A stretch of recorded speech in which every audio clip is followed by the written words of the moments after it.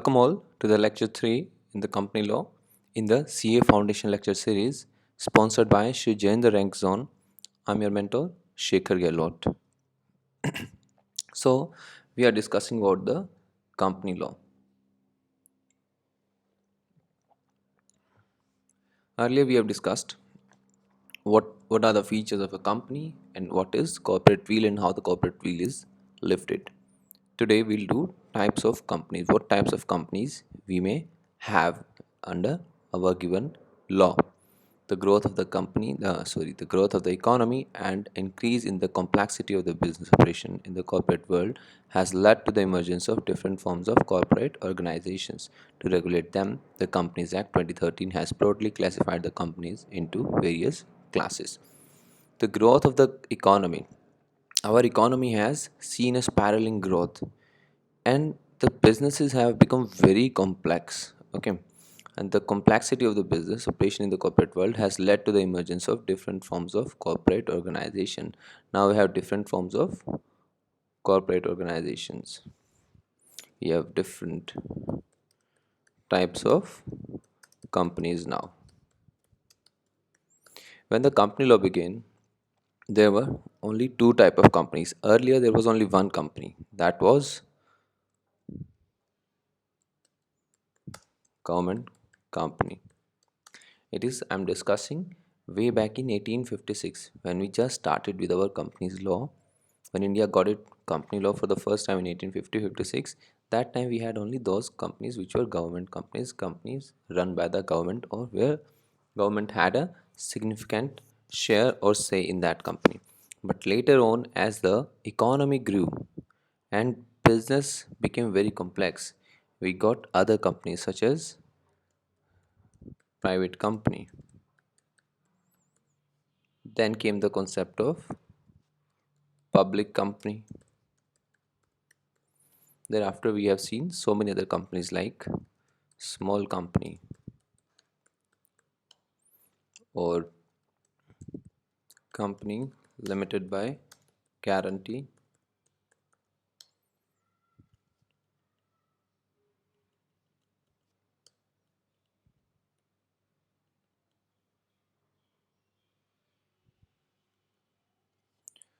Now we have a new concept, that is one person company.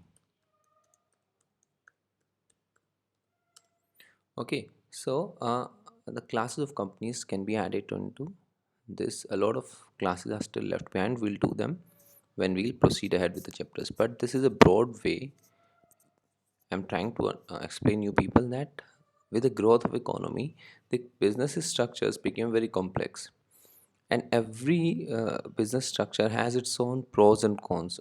Government company has its own plus and minus points. Similarly, a small company has its own plus and minus points.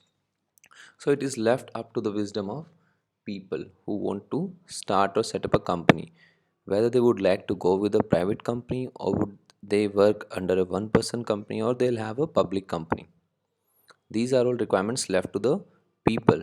Companies Act 2013 is just trying to ensure that there is enough type of space for everyone who wants to indulge into company, who wants to set up a company and do the work for the public.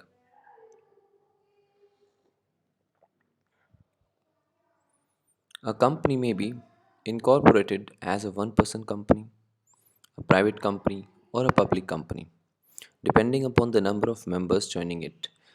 This is decided whether it will be a one person company because the name itself says it is going to have only one person. A private company, it has less members. Currently, we can say it can have maximum 200 members.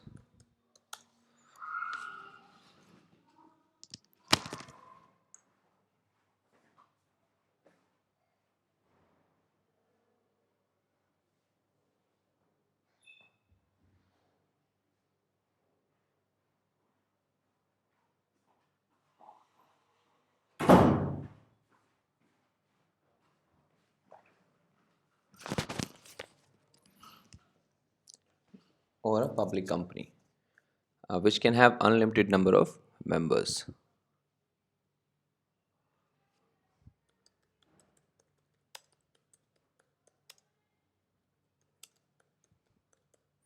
Okay, depending upon member joining it. Again, it may either be an unlimited company which is not having a limited liability. We just discussed what is a feature of limited liability. It may be unlimited company. Somebody may want to have an unlimited company. He can also have that. Law will not stop him. Or maybe limited by shares or by guarantee or both. So we also can have a hybrid company. Okay, a company which is limited by shares and guarantee as well, in which a company may say that 50% of shares are going to be limited, other 50% of the shares are going to be guarantee shares. On the basis of control, companies can be classified as an associate company, as a friend company. Associate is usually friend, friend or co-worker, etc. So associate company is a friendly company, holding company and subsidiary company. The holding word itself suggests that we are talking about a company which is controlling you, which is holding you, controlling company. And a subsidiary company. Subsidiary company itself suggests that we are talking about company which is working below you, which is inferior to your command. And you can control it, controlled companies. Okay, holding company is the controlling company. Subsidiary is kind of a controlled company on which one my company has control. Some other forms of classification of companies are foreign company. We have a foreign company as well. Government company, small company, dormant company, nidhi company, and company found for charitable objects. So now see where we have come to now. We began with a government company and a private company. Later on, we added public company as well. For such a long period of time, we had only these three types of company: government company, private company, public company. But see how many classifications we have given it to. As the time increased, the complexity of business definitely comes up.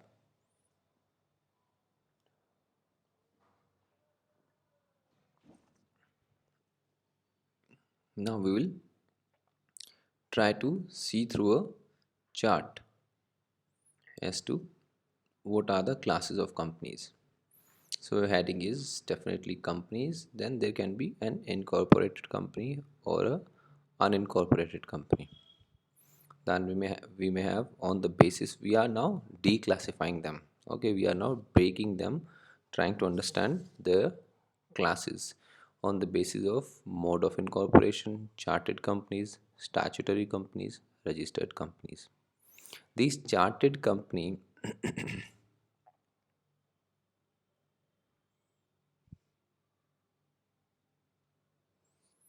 this chartered company are those which started in England in 19th century. Okay, what happened that time in 19th century? Whenever somebody wanted to start up or set up a company, he would have to take permission from Queen herself. It was not like what is happening today. Today you have to just go and take a permission from the registrar of the company which is located in your city. But that time there used to be only one queen. Still queen is only one, and you were supposed to take permission for setting up a company directly from the queen herself. Okay, and if the queen was pleased with your idea or you had some connections with the queen, queen would grant to a royal charter.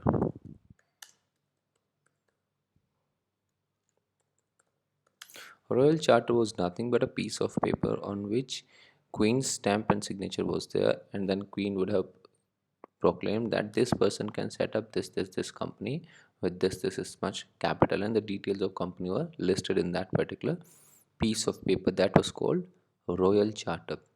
So companies set up through this mode were called charter companies. Like we had East India Company. This East India Company was a charter company.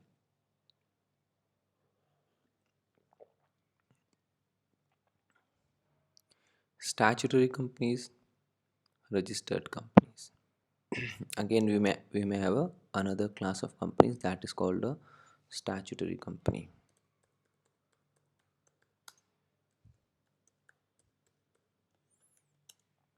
Statute means law. Statute means a law. Statutory company means a company created by some law.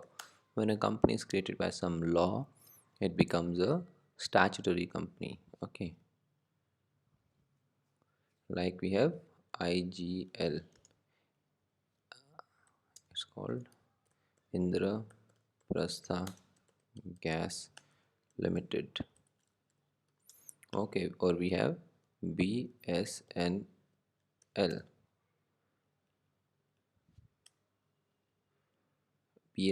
or we have MTNL, which is Mahanagar It's 10 o'clock. Telephone Limited. Okay, so Mahanagar Telephone Limited. These are the companies, Indraprastha Gas Limited, Mahanagar Telephone Limited, and there are other many companies today operating which are created by a statute. Okay, statute means an act was passed either by a state government or by a central government for the inception of these companies, and then these companies came into existence because there was a particular act of the parliament or the state legislature.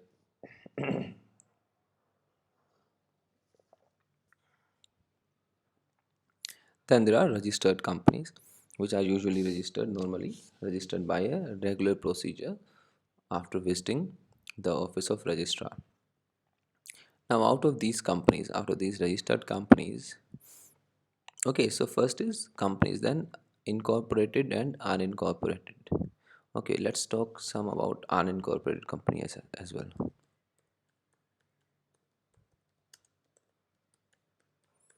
Okay, unincorporated company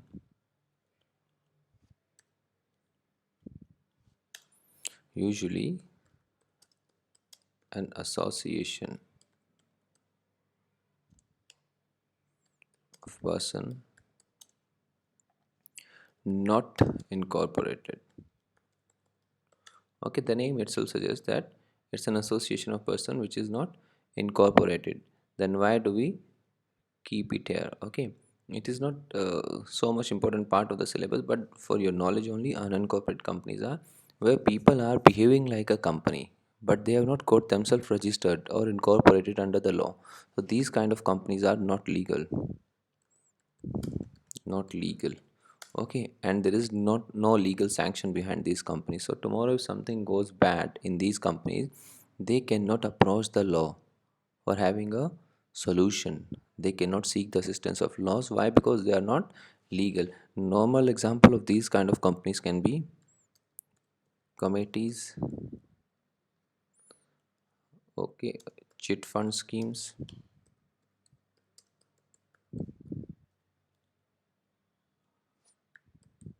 private chit fund schemes. These are kind of unincorporated companies. Committees, you understand, this is a scheme in which what happen usually, so many people or some housewife or people club their money, and then each month someone is getting the collection of money and you have to pay installments for that. This is a kind of system which is very much prevalent in the households and our families. So these are kind of the private chit fund schemes. These are the kind of unincorporated companies.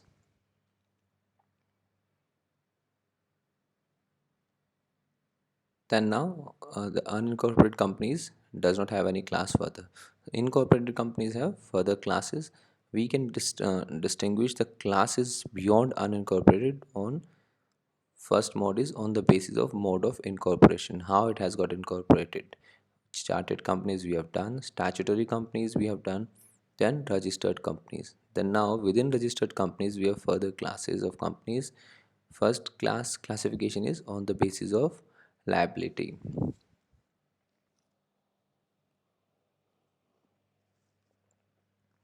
Company limited by shares.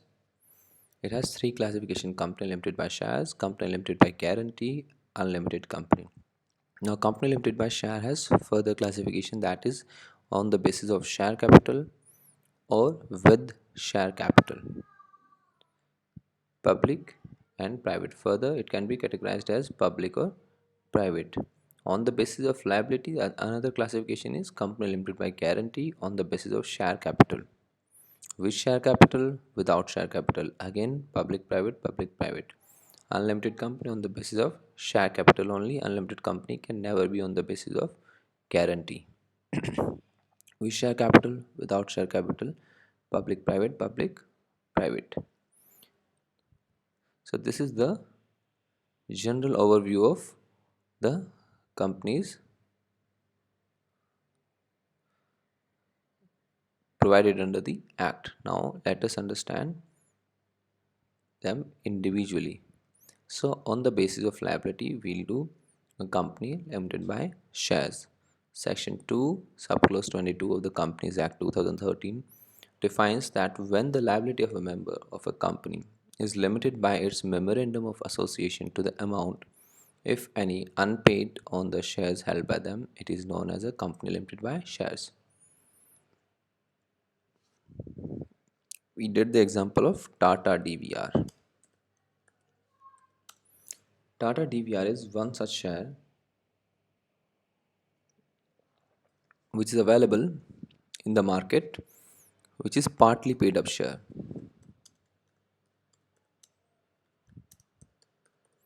Okay, partly paid up share means you must pay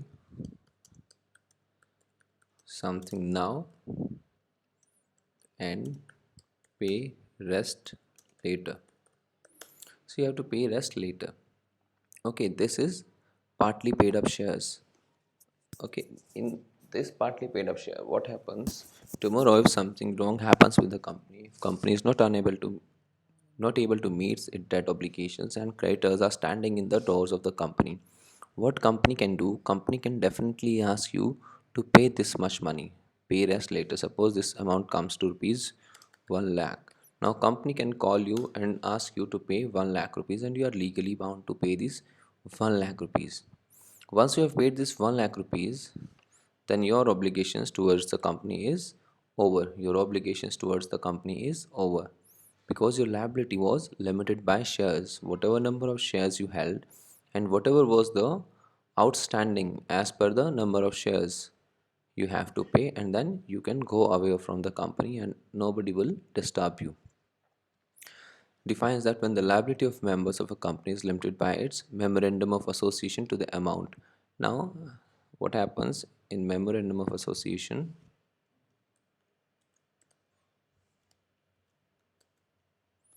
MO is MOA, in the short form it is known as memorandum of association,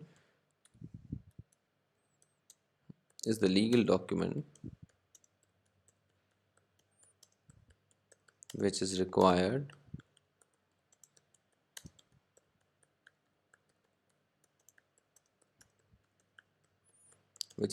for the incorporation of a company. So when you are going to start up a company, you will be required a memorandum of association. Memorandum of association has information about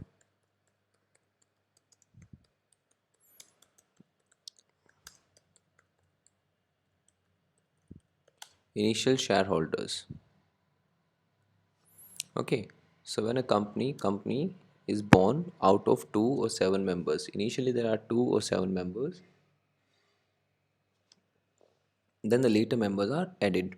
Okay, so when you begin with 2 or 7 members, or suppose 10 members, then in MOA you have to certify, you have to write down that A has subscribed 100 shares. A has subscribed 100 shares and the value of one share is say 10 rupees. So how many, what payment A has made? Okay, A has made, suppose say 500 rupees only. A has paid only 500 rupees and A is supposed to pay 1000 rupees.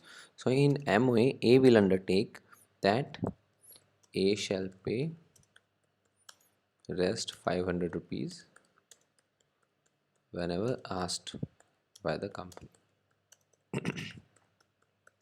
Okay, so when you are taking a limited liability of partly paid up share in the memorandum of association, if any amount is unpaid, you can be asked to pay the share price by the company. That is your limited liability. Or suppose you are going to buy partly paid up shares which are freely trading on the internet, such as Tata DVR, in which you are required to pay some amount later. Then also company can ask you to pay this particular amount. It thus implies that for meeting the debts of the company, the shareholder may be called upon to contribute only to the extent of amount which remains unpaid in his shareholdings. That means whatever amount is pending as a balance in your shareholding, you may be asked by the company to contribute. Okay, his separate property cannot be encompassed to meet the company's debt. Okay, your property is separate. This is also a feature when we discussed about the separate corporate wheel. That company is separate from its members. Company's property is separate from its members. So when the company's property is not sufficient to meet the debts, to meet the corporate debt, then the company will go bankrupt, but company can never attach your property, a shareholder's individual property.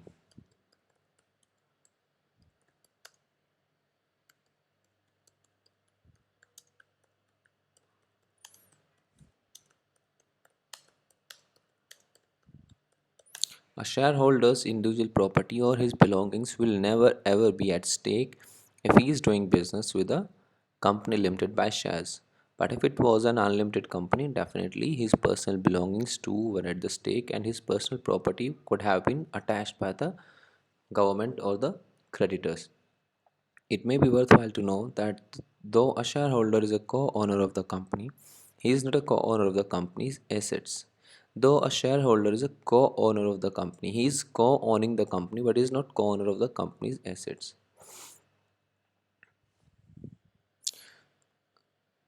Let's take an example of company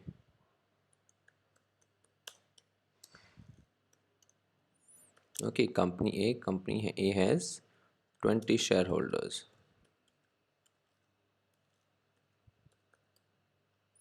and it has property B, C, and D. Now company A has 20 shareholders. They are co-owners of the company, jointly own the company.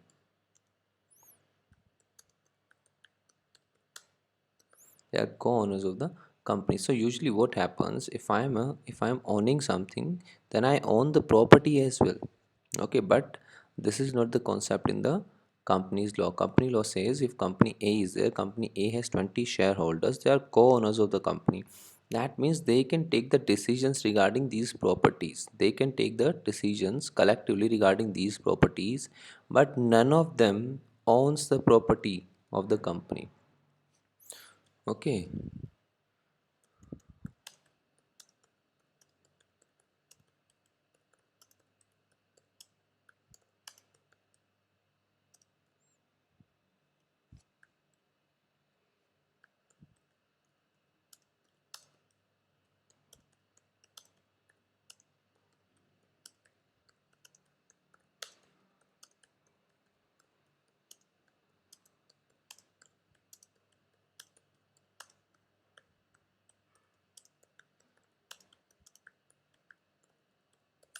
Okay, so 20 shareholders they co-own the company, but they do not own the properties of the company. That means none of the shareholder could use the property as his own.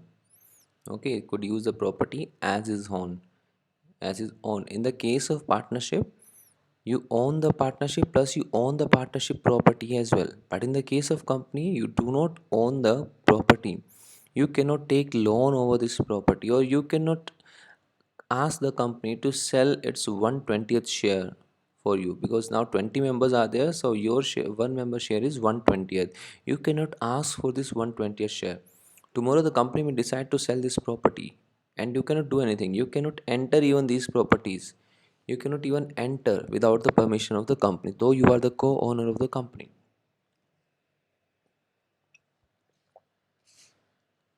These are company's assets. Okay, you are not co-owner of the company's assets. Company may have property, machinery, and other assets as well. The ownership of assets remain with the company because of its nature as a legal person. Why? Because company is itself a legal person. Company herself is a separate legal person, separate than all these 20 shareholders. These 20 shareholders are different. The company is different.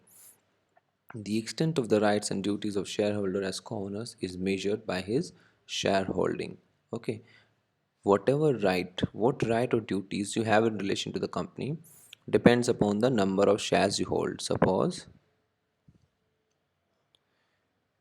A holds 90% shares,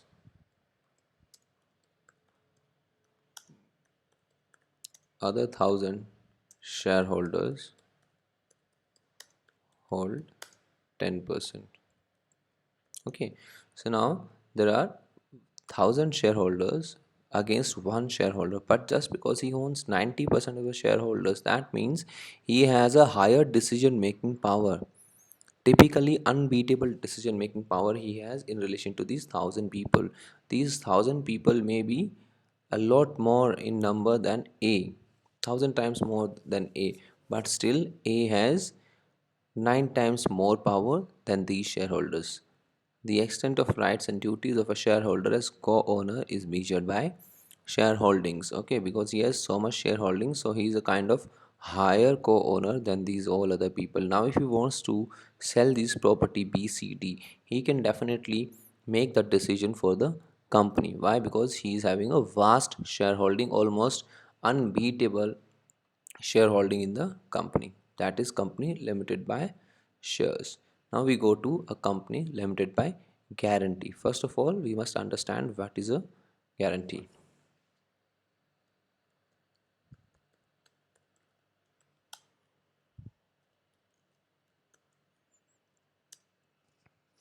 Whenever we buy, let us take an example. A buys a car. Okay, A buys a car. Car company says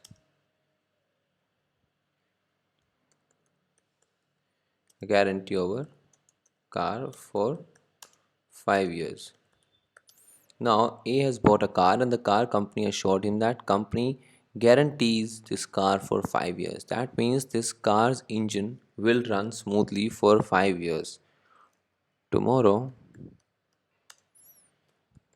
before 5 years,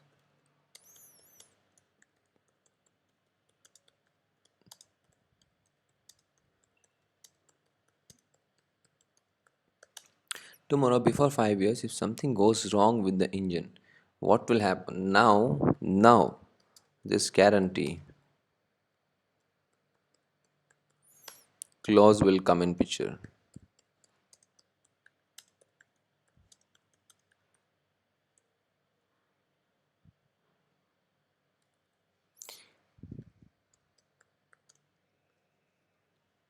Now this guarantee clause will come in place, and car company will supply a new engine. Okay, till the time of for these 5 years, the company says guarantee over the car for 5 years. So suppose for 5 years nothing happened to the car is running smoothly. So after 5 years the company's guarantee goes away. Company doesn't have to do anything now. Okay, so in guarantee situation, what a company is supposed to do, a company has given guarantee for 5 years. Now what is the company supposed to do? Company is supposed to do nothing at all. Company is not supposed to pay anything. But in any eventuality, if this company's engine, this car's engine fails, if it fails, Okay, before 5 years, then the guarantee clause will come in place, and car company will supply a new engine. Means guarantee guarantee will come into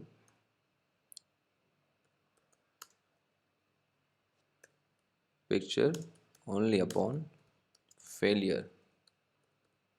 Okay, not before failure. Guarantee will come into picture only upon failure, and this is the underlying principle of the company limited by guarantee. Now, in Companies Act 2013 defines it as a company having the liability of its members limited by the memorandum to such amount as the members may respectively undertake by the memorandum to contribute to the assets of the company in events of its being wound up. Okay, that means shareholders give guarantee to pay X amount. This amount may be anything. This amount may be anything. When will they pay? They will pay at the time of winding up. Okay, so it's a situation in which shareholders can delay their paying. They can delay the amount they will have to pay to the time which may never come up. A company may keep running successfully. A company limited by guarantee may keep running successfully and very successfully, and they will just shareholders will just keep the profit every time. They may not be required to pay up anything at all. Company may never be wound up. We have seen companies going on for 300, 400 years. East India Company, set up in 1844, is still available. It's still running in India, though the name and color of the company has changed now. So, a company limited by guarantee may never require people to pay up at all. So, this is a situation in which this is a company limited by guarantee. It will come up, your guarantee will have to be paid only and only when there's a failure. Okay, so whenever there is a failure, the guarantee will have to be utilized. And what is the failure for a company? The ultimate failure for a company is when company is being wound up, when company is being killed legally. So when the winding up is happening, when you're closing or putting the shutter on the company, then only you will be required to pay your guarantee. Okay, this is somehow more nice option than a company limited by shares, because in this you have to pay in advance.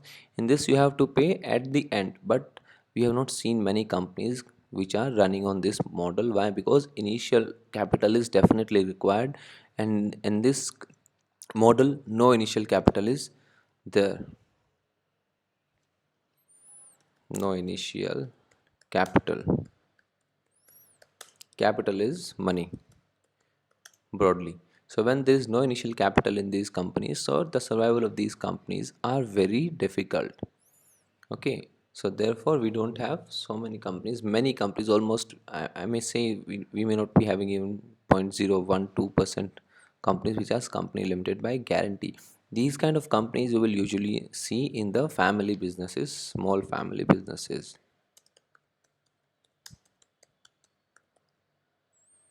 Small family business, or some Hindu undivided family may have set up their own business in which only brothers, sisters, and father, mother, they are running a small company for small businesses, and the company is limited by guarantee. Only these kinds of company you will find. Otherwise, big companies will never come up as a company limited by guarantee. Thus, the liability of members of a guarantee company is limited up to a stipulated sum mentioned in the memorandum. Up to a stipulated sum mentioned in the memorandum. Stipulated sum means pre-decided sum.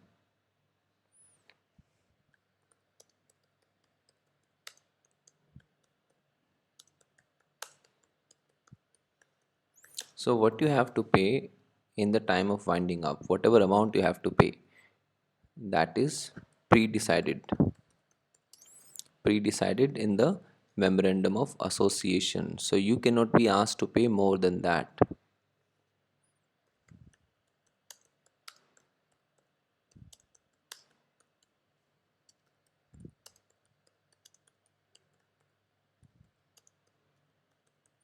Okay, so if shareholder has undertook to pay X or say 2 lakhs rupees, then he cannot be asked to pay more than 2 lakh rupees. Okay, he cannot be asked to pay more than 2 lakh rupees. Suppose now he undertook to pay 2 lakh in year 2000 when the company was formed, and the company is being wound up in 2020. Now there is a day nights difference in the value of 2 lakhs rupees, which would have costed in 2000 rupees, and the value of 2 lakhs rupees in 2020. Now in year 2000, 2 lakh may could have very well been 50 lakhs rupees in today's time, but now still, because he has decided, he has undertook to pay 2 lakhs rupees at the time of winding up, he will just pay 2 lakh rupees even in the 2020 as well. He cannot be asked to pay the appreciated value of 2 lakh rupees adjusted to the year 2000. No, it can't be done. The common feature: members cannot be called upon to contribute beyond that stipulated sum. Stipulated sum is a pre-decided amount.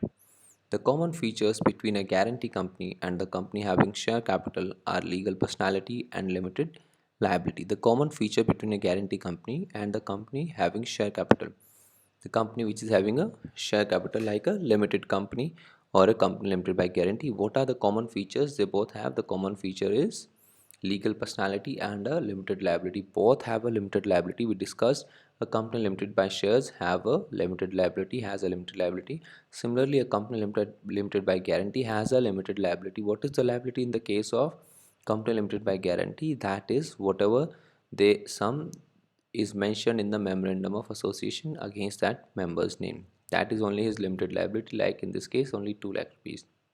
Plus legal personality: the company limited by guarantee also has its own legal personality, and we can just go back to this example. People, co-guarantors may be co-owners of the company, but they don't own the property of the company. Why? Because company has its own separate individual identity. In the latter case, the member's liability is limited by the amount remaining unpaid on the share which each member holds. In the case of a limited liability company, the member's liability is limited by the amount remaining unpaid on the share which each member holds. Both of them have to state in their memorandum that the member's liability is limited. Both of these companies will have to state in their memorandum. They have to tell about the structure of the company. When you file or when you apply for the memorandum of association, you have to give details about the company, what kind of company it is going to be. So they'll have to mention that member's liability is a limited liability. However, the point of distinction between these two type of companies, the point of distinction between what two type of companies? The company limited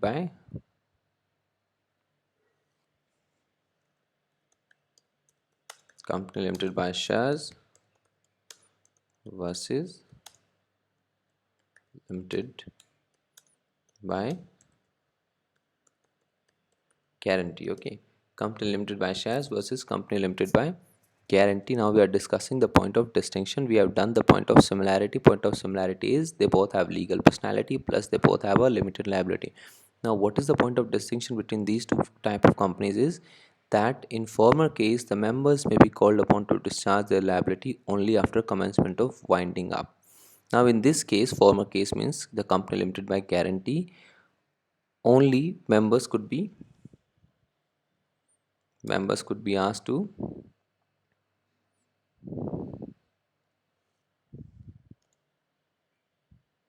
members could be asked to discharge their liability only after commencement of the winding up. But in latter case, in the case of a limited liability company, they may be called upon to do so anytime, either during the company's lifetime or during its winding up.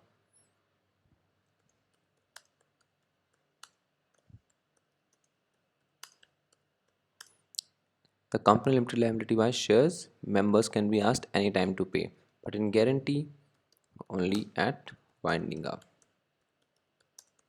Okay, only point of distinction between these two companies is the time of payment. In this kind of company, the time of payment of your balance of shares is not fixed. You can ask even after day 2 of the starting of the company. But in a company limited by the guarantee, only time when you can ask shareholders for the rest part of their money is only at the time of winding up, subject to certain conditions, but in the latter case they may be called up to do so. Okay, it is clear from the definition of the guarantee company that it does not raise its initial working funds from its members. Okay, it is clear because guarantee company takes money from the members at the time of winding up only. So it is very much clear that when the company starts, it does not raise its initial working funds from its members. Okay, so it does not take any money from the members. Therefore, such a company may be useful only where no working funds are needed or where these funds can be held from other sources like endowment fees, charges, or donations. Okay, such as we can have a where no working funds are required, such as uh, there may be consultancy company.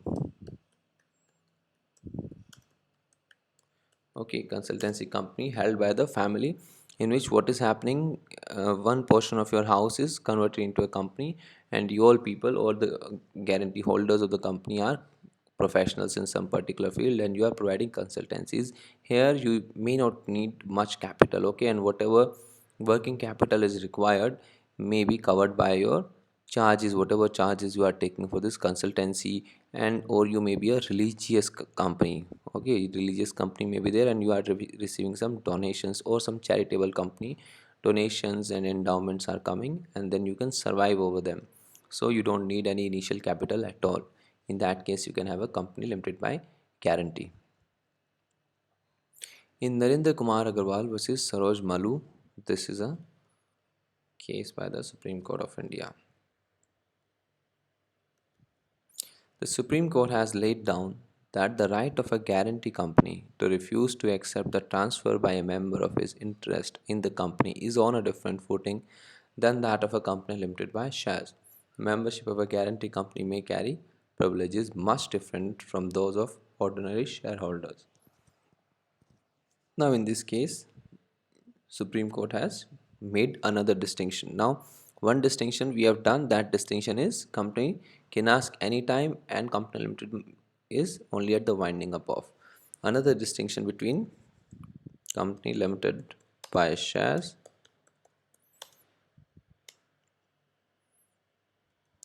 versus limited by guarantee. Another point of distinction is given to us by Honorable Supreme Court of India, where Supreme Court says in a company limited by shares, your right to transfer your share is you can freely transfer share.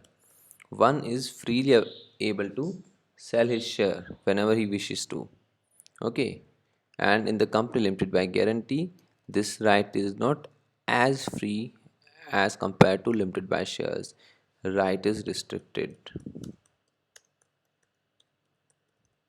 Right is restricted. In this company, your right to transfer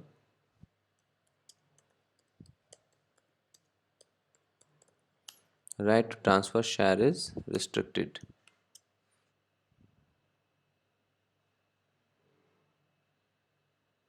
Why it is happening? Because a member of this company may have higher privileges than a member of this company. Okay, because this member is not required to pay up any capital at all in the working of the company, but this person is required to contribute for the company, so he has a better right to transfer his share because he has already complied with his liability, and now if he wants he can transfer his share. But in this case, this member has only till now reaped the profits. He has only till now attained or enjoyed the profits of the company, but now he wishes to sell his liability. Okay, sell his liability to someone else. Now company does not know whether this person will pay up his guarantee or not. Okay, company does not know. He's trying to sell his guarantee to someone else. Company does not have belief that this person is going to pay up when we at the time of winding up, or this person may not have the money, so they can ask him that your right to transfer is restricted, we do not allow you to transfer. Okay, so in this case company can refuse a person to transfer his share when the company does not have belief that the person to whom this member is going to transfer his liability, he will pay up. Why? Because guarantee is a very personal matter. Then we come to Third type of company, that is unlimited company. Unlimited company, as the name suggests, we did limited company, that is limited where the liability of members is limited by the shares they hold and whatever is the outstanding over their shareholding. Unlimited company is a company, the Company Act defines unlimited company as a company not having any limit on the liability of its members. In such company, the liability of members ceases when he ceases to be a member. So this is a very dangerous kind of a combination in which the liability of member is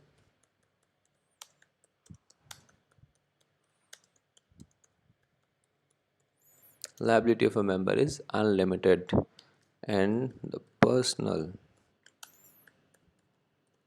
property of a member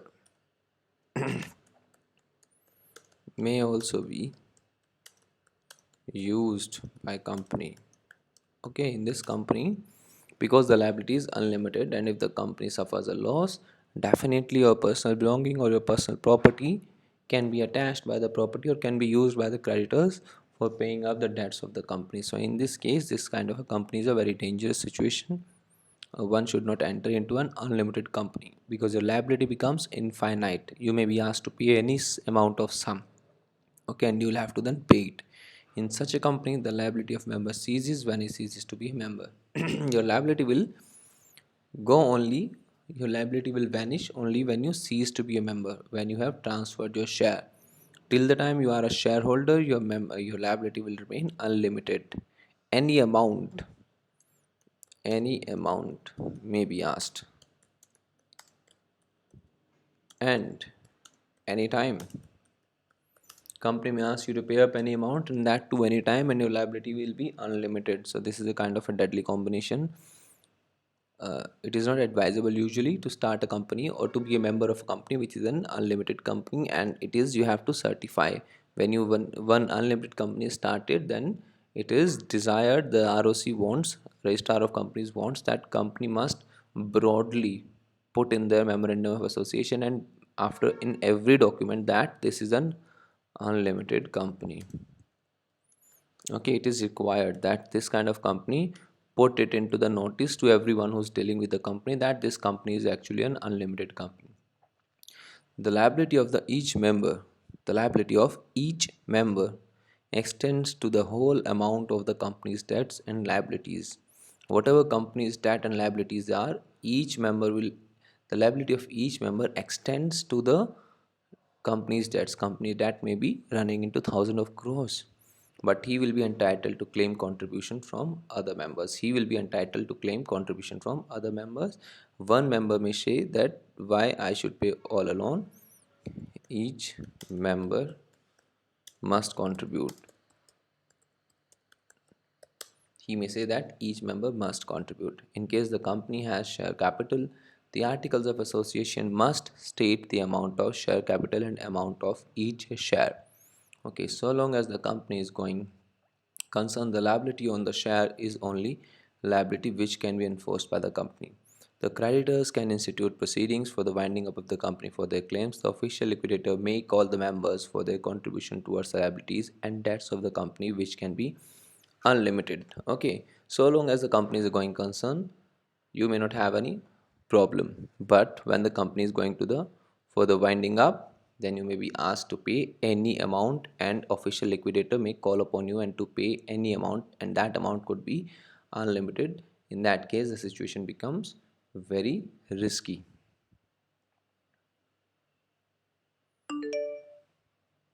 Other one is now other class of the companies on the basis of members.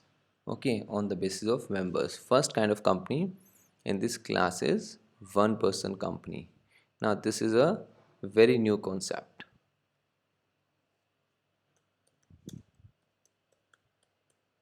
This is a new concept. Okay, we just was introduced by 2013 law. Okay, the Companies Act 2013 introduced a new class of companies which can be incorporated by a single person, only one person. Why? Because people were finding it difficult. So many people were finding it difficult to collect other people and to form of a company, because usually a company requires 2 or 7 members. So it may not be easy for a person to find another member, or he may not be having trust, so he may be wanting to start a single person company. How can he start a single person company? Because there was no such provision so as to enable entrepreneurship.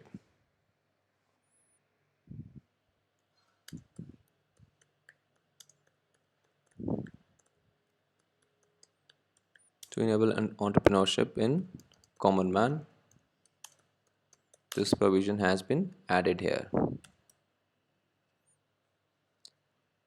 Now see how it is defined. One person company, OPC, as a company which has only one person as a member. This is a very simple pure definition of the one person company.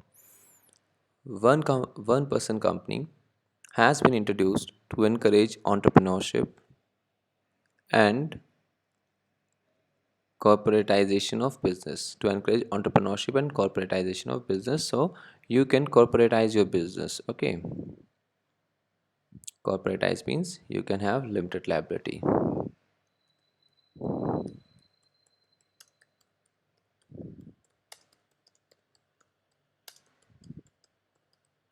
Okay, so you can, one person he is doing business and he can do business in such a manner that his liability is limited. Otherwise, if one person was doing a business, it would be usually a proprietorship concern in which his liability would always remain unlimited.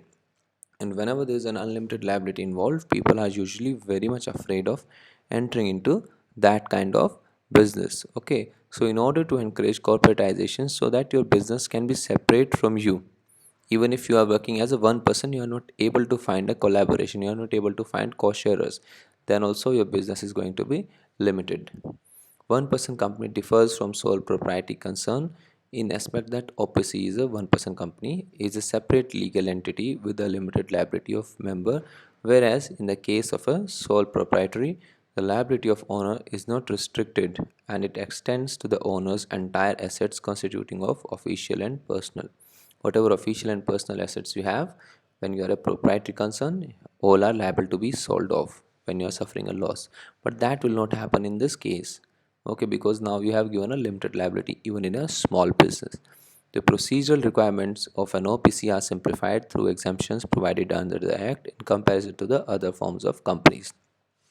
So every act has so many procedural requirements. So whatever procedural requirements are for OPC are very simplified, and so many exemptions are provided under the act in comparison to the other forms of the company. Okay, so this company, setting up of this company is quite simplified, and so many exemptions means you are relaxed. So many relaxations are provided under the Company Act.